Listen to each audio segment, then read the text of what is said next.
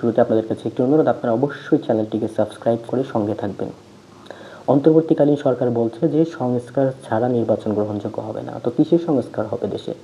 দেশে যে কি হচ্ছে সেটা তো দেশের মানুষ জানে। দেশে তো উল্লেখযোগ্য কোনো সংস্কার নাই। আপনারা কি এরকম কোনো সংস্কার করে দেখাতে পারছেন যেটা মানুষের দৃষ্টি আকর্ষণ করেছে আপনাদের প্রতি, বা আপনাদের কোনো কর্মকাণ্ডে দেশের মানুষ খুশি হয়েছে, এরকম কোনো কিছু দেখাতে পেরেছেন? দেখাতে পারেননি।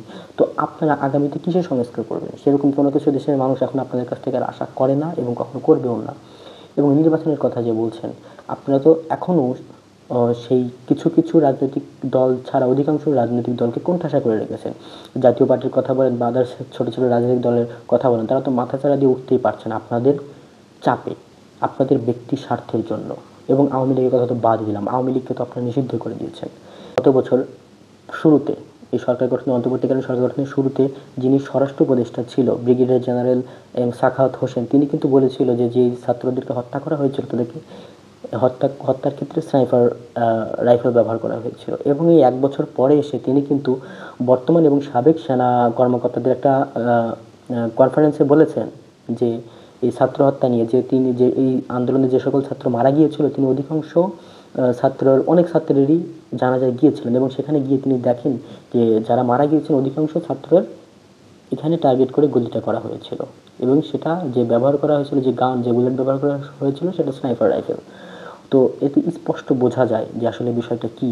এবং ক্ষমতায় অন্তর্বর্তীকালীন সরকার ক্ষমতায় আসার পরে, শপথ নেওয়ার পরে, শপথ বাক্য পাঠ করার পরে উপদেষ্টার চেয়ারে বসে উপদেষ্টা আসিফ মাহমুদ সজীব ভাইয়া বলেছিল যে আওয়ামী লীগ সরকার যদি পিছনে হতো, সেখানে যদি পদত্যাগ না করতো, দেশ ত্যাগ না করতো, তাহলে তাদের সশস্ত্র সংগ্রাম করার একটা প্রস্তুতি ছিল এবং তাদের সশস্ত্র যুদ্ধ করার প্রস্তুতি ছিল। তো এই সশস্ত্র যুদ্ধ করার প্রস্তুতি আপনি কোথায় পেলেন? অস্ত্রগুলো কোথায় পেলেন?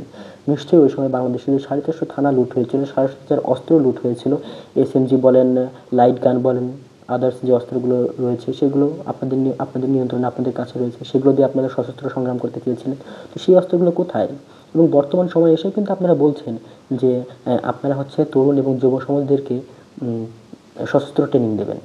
কিন্তু এটা কেন? বাংলাদেশকে কি আফগানিস্তান এবং পাকিস্তানের মতো জঙ্গি সংগঠনের একটা দেশ হিসেবে বিশ্বে পরিচিতি করে দিতে চান? এটাই কি আপনাদের সংস্কারের মূল উদ্দেশ্য? এটাই কি আপনারা করে দেখাতে চাচ্ছেন?